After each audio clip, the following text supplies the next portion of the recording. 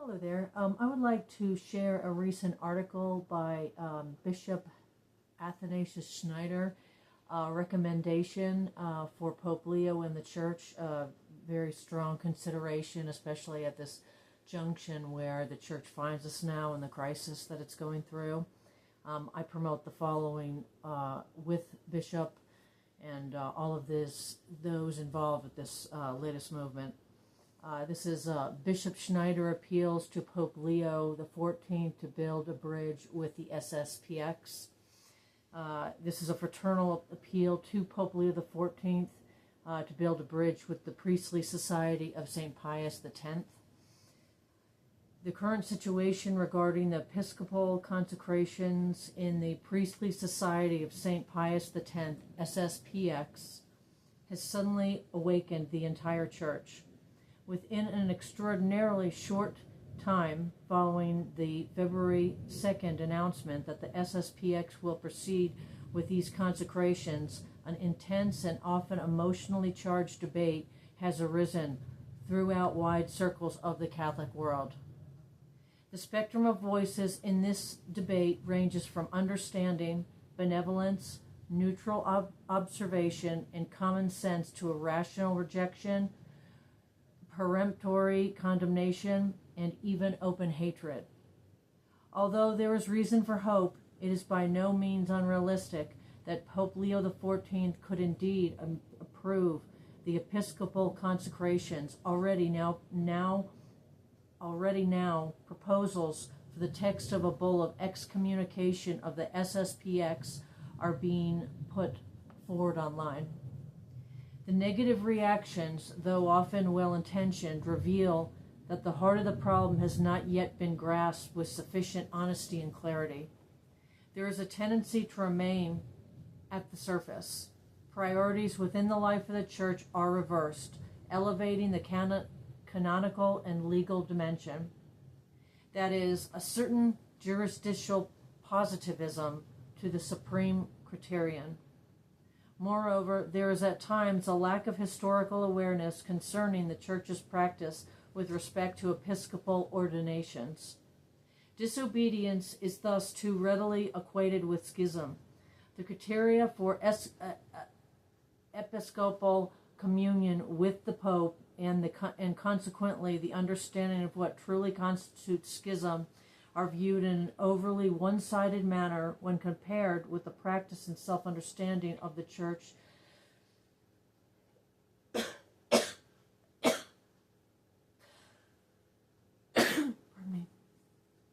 when compared with the practice and self-understanding of the Church in the patristic era, the age of the Church Fathers.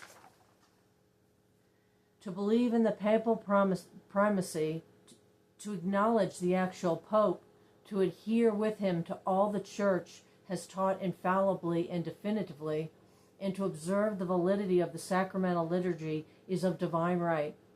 Yet a reductive view that equates disobedience to a papal command with schism, even in the case of a bishop's consecration performed against his will, was foreign to the Church Fathers and to traditional canon law. In this debate, new quasi-dogmas are being established that do not exist in the Depositum Fidei. These quasi-dogmas maintain that the Church's consent to a bishop's consecration is of divine right, and that a consecration carried out without this consent, or even against a papal prohibition, constitutes in itself a schismatic act. However, the Church's practice and understanding during the time of the Church Fathers and for a long period thereafter argue against this view. Furthermore, there is no unanimous opinion on this matter among the recognized theologians of the Church's 2,000-year tradition.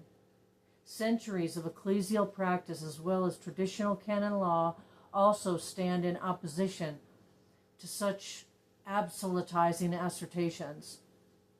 According to the 1917 Code of Canon Law, an episcopal consecration carried out against the will of the Pope was punished not with excommunication, but only with suspension.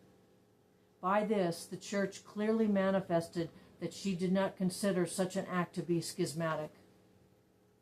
The acceptance of papal primacy as a revealed truth is often confused with the concrete forms that have evolved throughout history and through which a bishop expresses his hierarchical unity with the Pope. To believe in the papal primacy, to acknowledge the actual Pope, to adhere with him to all that the Church has taught infallibly and definitively, and to observe the validity of the sacramental liturgy is of divine right.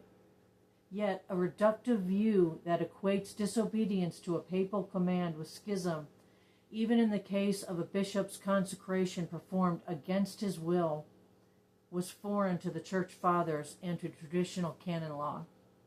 For example, in 357, St. Athanasius disobeyed the order of Pope Liberius, who instructed him to enter into hierarchical communion with the overwhelming majority of the episcopate, which was in fact Arian or semi-Arian.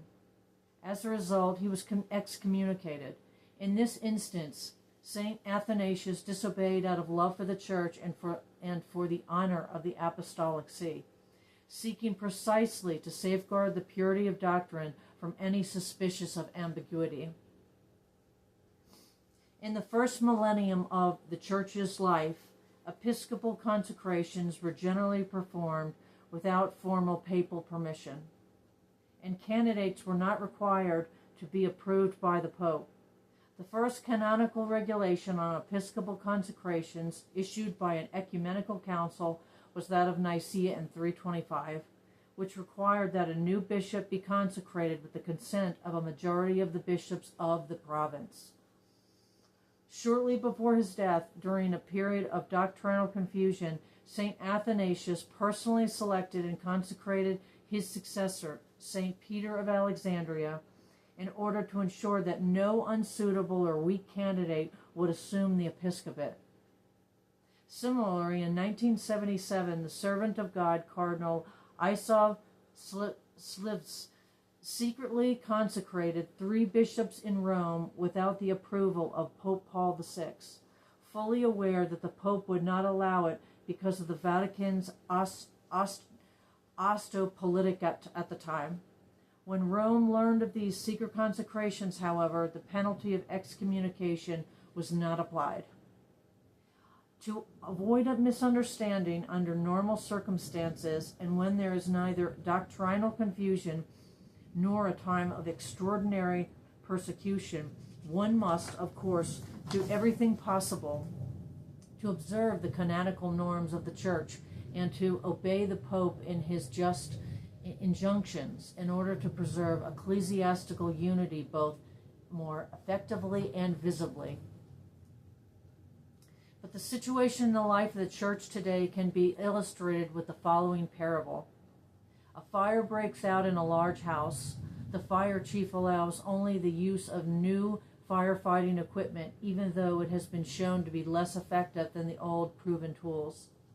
A group of firefighters defies this order and continues to use the tried and tested tested equipment. And indeed, the fire is contained in many places.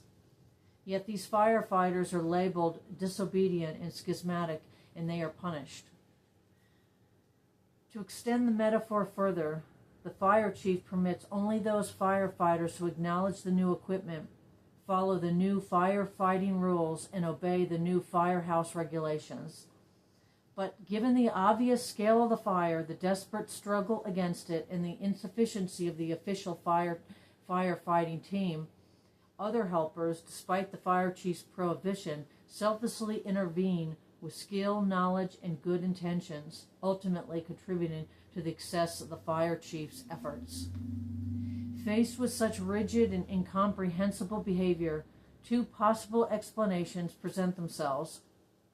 Either the fire chief is denying the seriousness of the fire, much like in the French comedy Tout Travaillant, Madame la Marquise, or in fact, the fire chief desires the large parts of the fire chief desires that large parts of the house burn so that it may later be rebuilt according to a new design.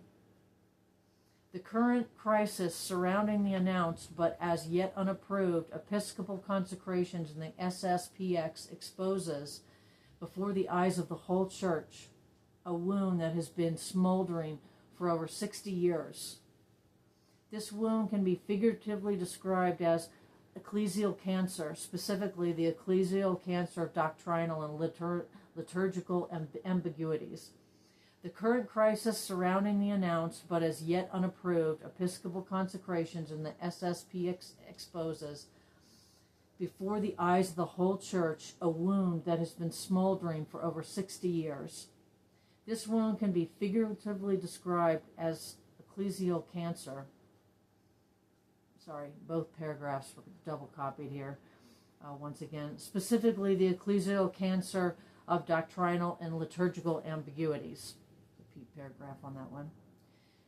Recently, an excellent article appeared to the Rotate Kelly blogspot, written with rare theological clarity and intellectual honesty, under the title "The Long Shadow of Vatican II: Ambiguity as Ecclesial Cancer." Canon of Shaftesbury, Rorat Kelly, February 10, 2026.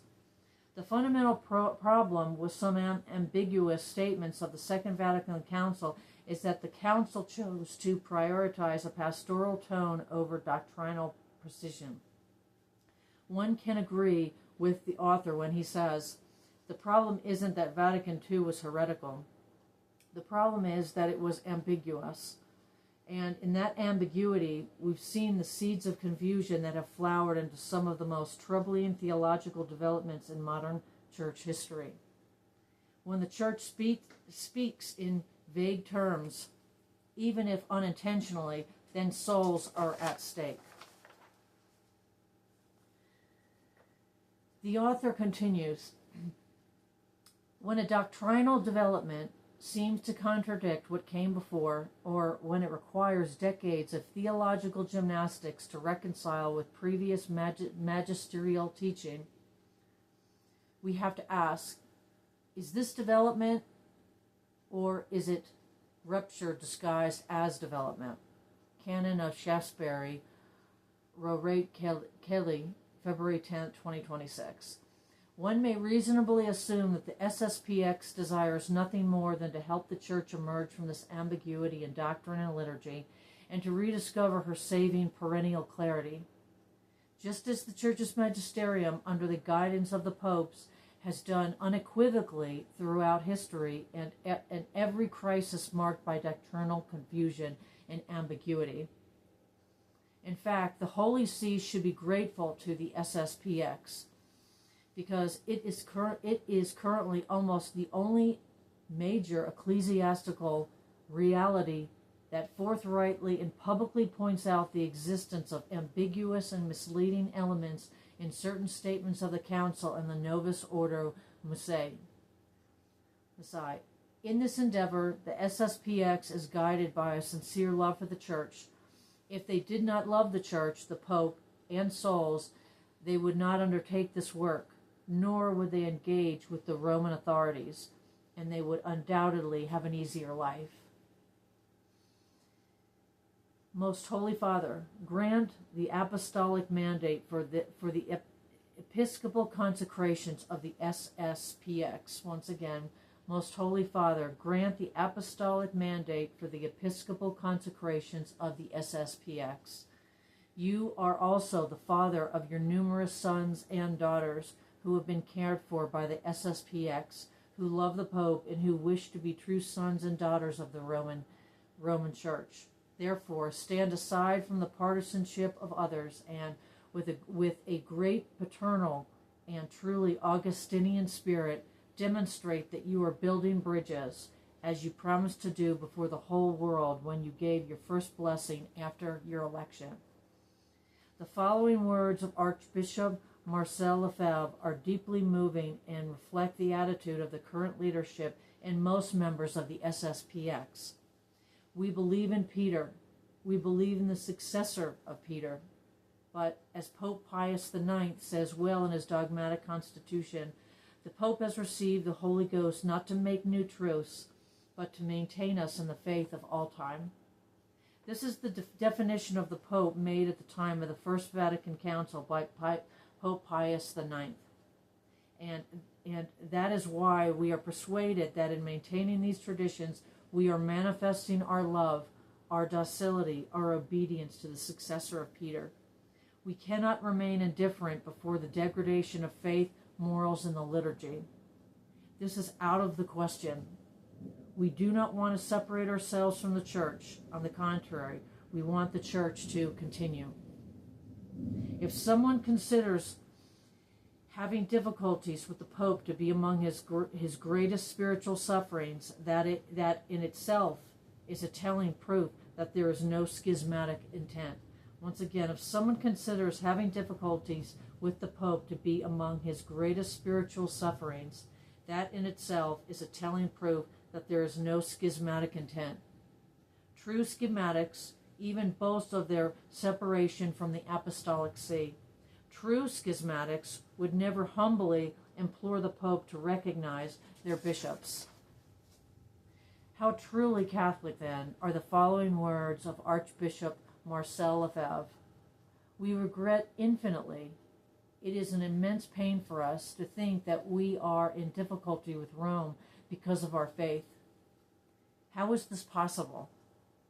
It is something that exceeds the imagination, that we should never have been able to imagine, that we should never have been able to believe, especially in our childhood. Then, when all was uniform, when the whole church believed in her general unity and held the same faith, the same sacraments, the same sacrifice of the Mass, the same catechism. We must honestly examine the evident ambiguities regarding religious freedom, ecumenicism, and collegiality, as well as doctrinal imprecisions of the Novus Ordo Missae. In this regard, one should read the recently published book by Archimandrite Boniface Lux, a council peritus and renowned liturgical scholar, with its equivalent title, A Wider View of Vatican II, Memories and Analysis of a Council Consultor. The SSPX should be allowed to make a theological contribution with a view to clarifying, supplementing, and, if necessary, amending those statements in the text of the Second Vatican Council that raised doctrinal doubts and difficulties.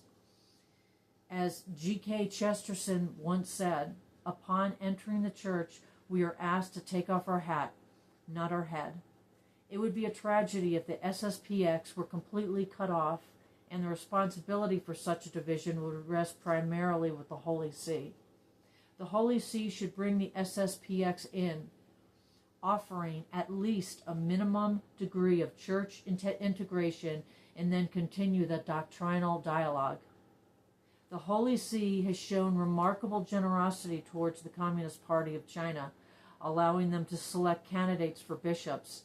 Yet her own children, the thousands upon thousands of faithful of the SSPX, are treated as second-class citizens. The SSPX should be allowed to make a theological contribution with a view to clarifying, supplementing, and, if necessary, amending those statements in the text of the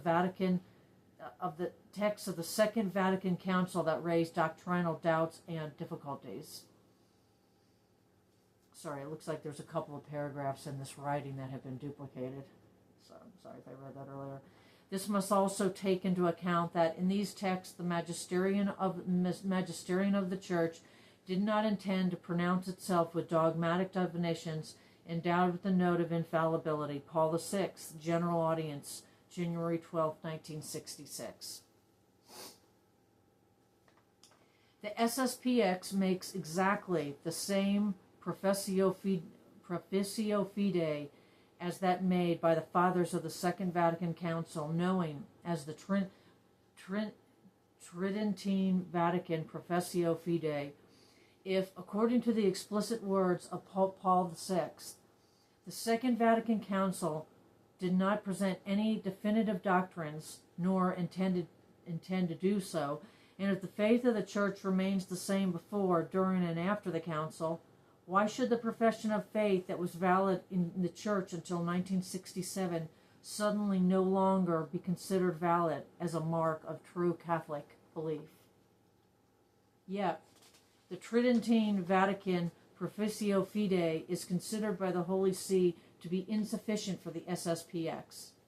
Would not the Tridentine Vatican Professio Fidei, in fact, constitute the minimum for ecclesial communion?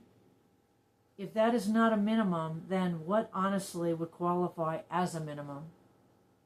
The SSPX is required as a conditio sine qua non to make a professio fidei by which the teachings of a pastoral and not definitive nature from the last council and subsequent magisterium must be accepted.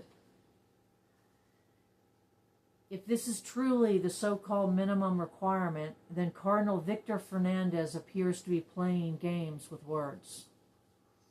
Pope Leo XIV said at the Ecumenical Vespers on January 25, 2026, at the conclusion of the week of prayer for Christian unity, there is already unity between Catholics and non-Catholic Christians because they share the minimum of Christian faith.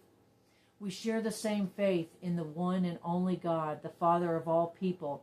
We confess together the one Lord and true Son of God, Jesus Christ, and the one Holy Spirit who inspires us and impels us towards full unity and the communion witness to the gospel.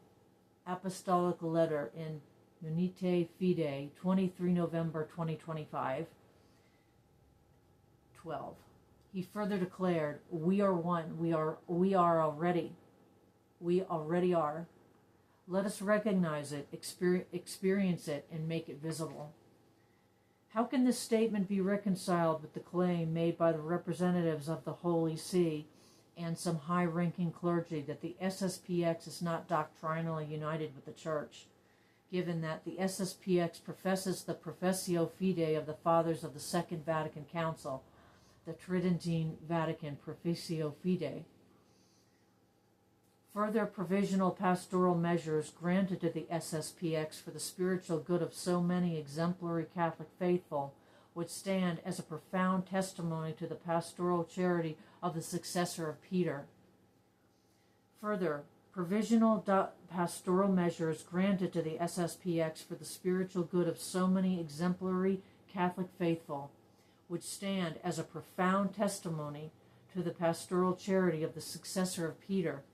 In doing so, Pope Leo XIV would open his paternal heart to those Catholics who, in a certain way, live on an ecclesiastical periphery, allowing them to experience that the Apostolic See is truly a mother also for the SSPX.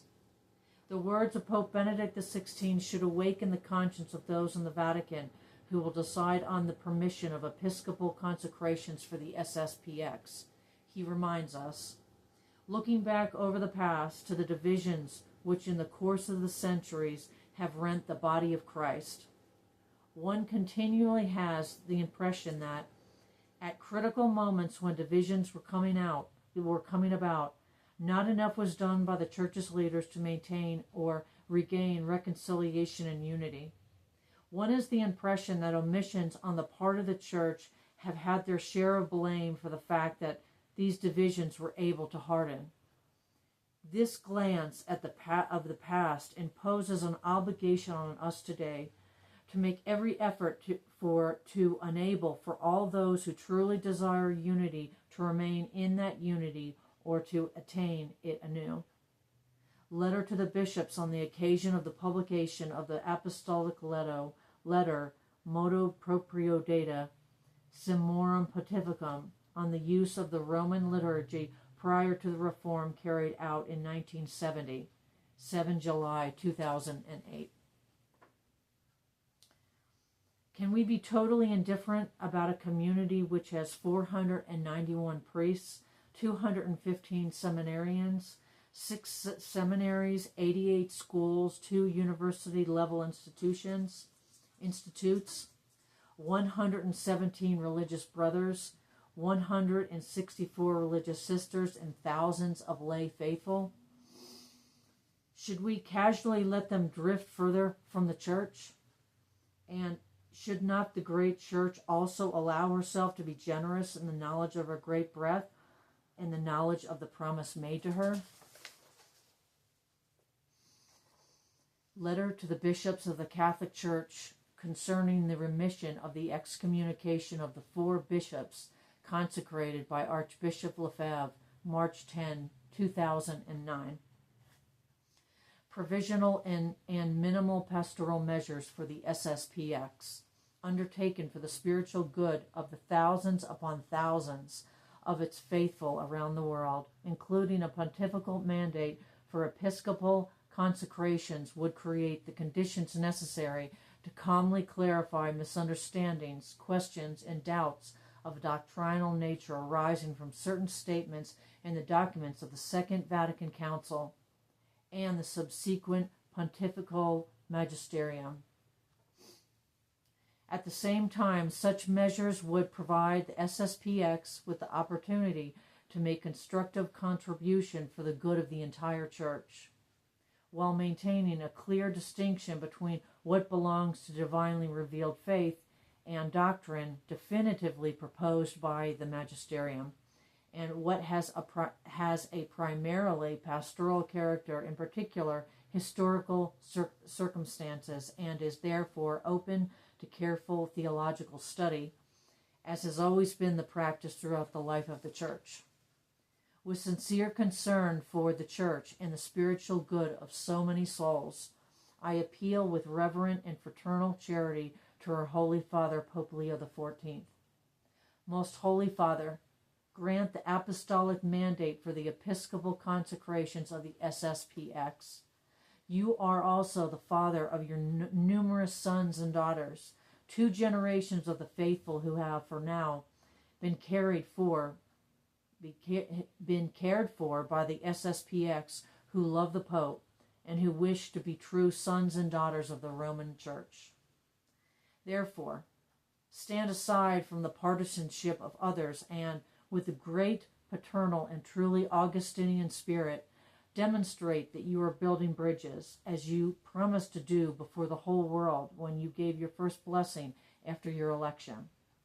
Do not go down in history of the Church as one who failed to build this bridge, a bridge that could be construed at this truly providential moment with generous will, and who instead allowed a truly unnecessary and painful further division within the Church, while at the same time synodal processes that boast of the greatest possible pastoral breadth and ecclesial inclusivity were taking place. As Your Holiness recently stressed, let us commit ourselves to further developing ecumenical synodal practices and to sharing with one another who we are, what we do, and what we teach. Francis, for a Synodal Church, 24 November 2004, Homily of Pope Leo XIV, Ecumenical Vespers for the Week of Prayer for Christian Unity, January 25th, 2026. Most Holy Father, if you grant the apostolic mandate for the episcopal consecrations of the SSPX, the Church in our day will lose nothing. You will be a true bridge builder, and even more, an exemplary bridge builder, for you are the Supreme Pontiff, Summus Pontifex, Athanasius Schneider, Auxiliary Bishop of the Archbishop of St. Mary in Astana, 24 February 2026. And thank you once again for your time.